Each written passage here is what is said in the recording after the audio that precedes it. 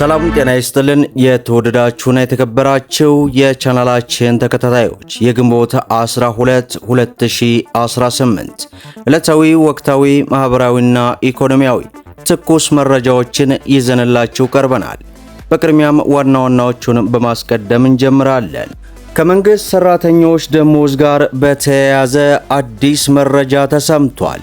በዚህም መረጃ መሰረት የመንግስት ሰራተኞች ደሞዝ ስለመታገዱ አውቀናል። በምን ምክንያት ሙሉ ዝርዝር መረጃውን ይዘናል። በሌላው መረጃችን የቀድሞ ኮንዶሚኒየም ተመዝጋቢዎችንም በሚመለከት የአዲስ አበባ ከንቲባ ወይዘሮ አዳነች አቤቤ ማብራሪያ ሰጥተዋል። የመብራሪያውን ሙሉ ዝርዝር ወደ እናንተ እናደርሳለን። እንዲሁም የባንክ አካውንት ላላቸው እናንተን የሚመለከት ከባድ ማስጠንቀቂያ ተሰጥቷል። ምንድነው የሚሉትንና መሰል መረጃዎችን በዚህ ሰዓቱ ወደ እናንተ እናደርሳለን። ሁላችሁም ቪዲዮ ላይክ፣ ቻናሉን ሰብስክራይብ እያደረጋችሁ እስከ መጨረሻው ድረስ ተከታተሉ።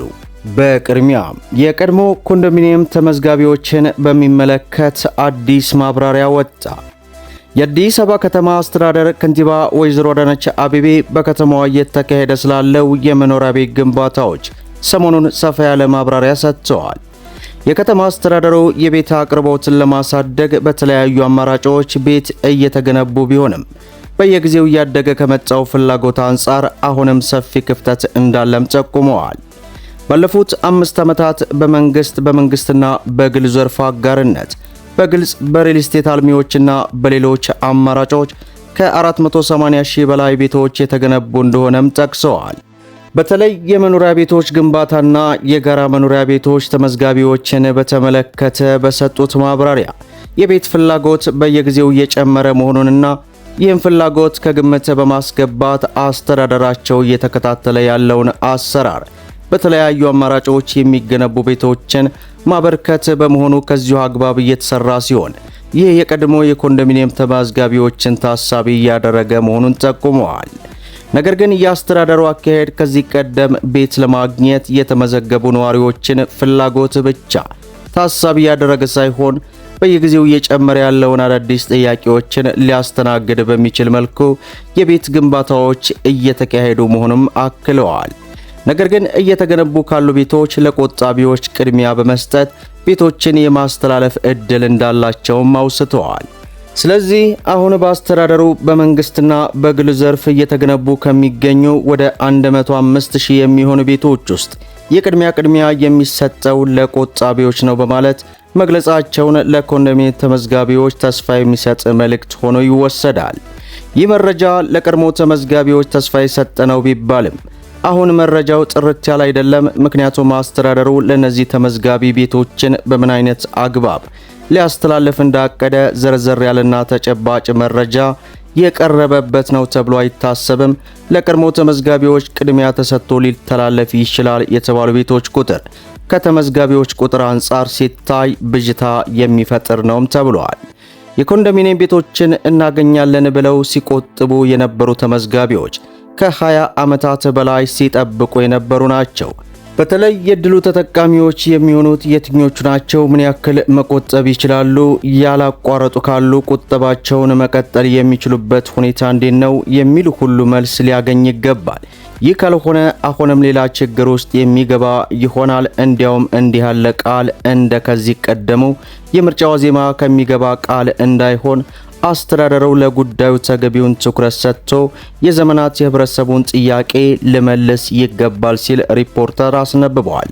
በተለይ አስተዳደሩ በመንግስትና በግል ዘርፍ አጋርነት የሚገነባቸው ቤቶችን ለቀድሞ ቆጣቢዎች ለማስተላለፍ የግል ዘርፍ አልሚዎች ትርፍ ምጣኔያቸውን ቀንሰው ዋጋ እንዲተምኑም ያደርጋል። ይህም ጉዳይ ገደብ ካልተበጀለትና የራሱ የሆነ አሰራር ከሌለው ችግር ሊያስከትል መቻሉ ስለማይቀር የአስተዳደሩ የቤት ማስተላለፍ ክዋኔ እንዲህ ያሉ ጉዳዮችን ሁሉ ቅድሚያ ሊፈትሽና ውሳኔ ሊሰጣበት ይገባል ሲል ሪፖርተር በዚህ ሰዓት ከዘገባው ላይ አስነብቦናል። በሌላው መረጃችን የባንክ አካውንት ላላቸው በዚህ ሰዓት ማስጠንቀቂያ ወጥቷል።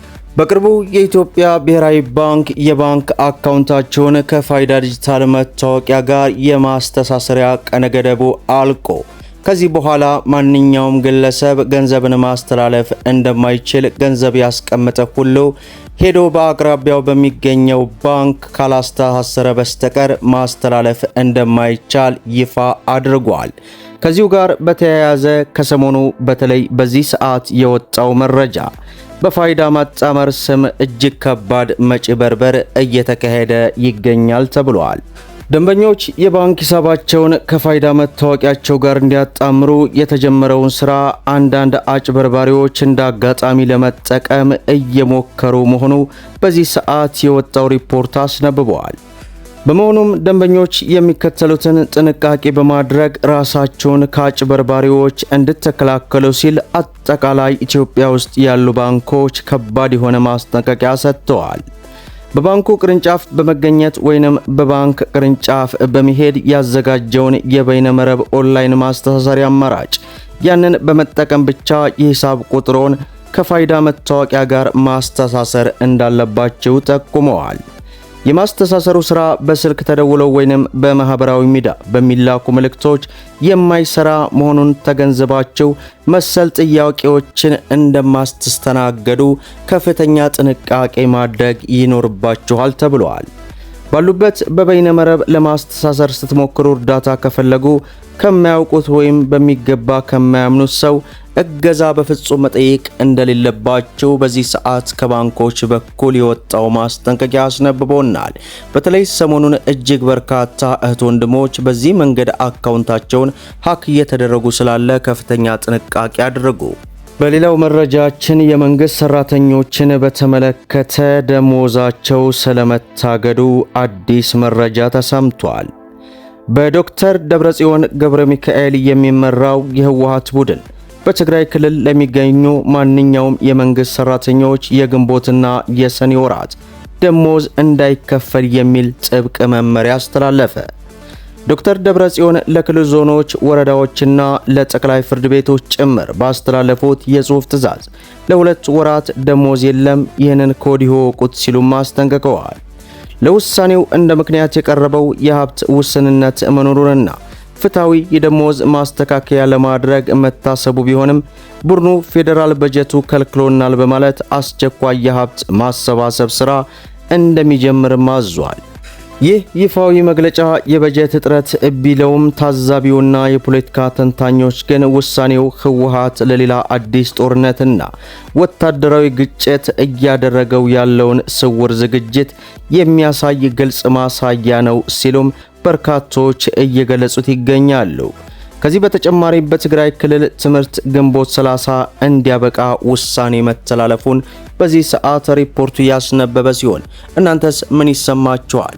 በተለይ የመንግስት ሰራተኞች አሁን ካለው የኑሮ ውድነት ጋር ተያይዞ እጅግ ከባድ የሆነ ኪሳራ ውስጥ እየገቡ ስለሆነ ፈጣሪ እንግዲህ ሰላም ለሀገራችን፣ ሰላም ለኢትዮጵያ እያልኩኝ ለዕለቱ ያስኩላችሁ መረጃን ይመስላል። እስከ ፍጻሜው ድረስ አብራችሁን ስለቆያችሁ ልባዊ ምስጋናችንን እየሰጠን በሌላ ቪዲዮ እስከምንገናኝ ወሰላሙ አለይኩም ወራህመቱላህ።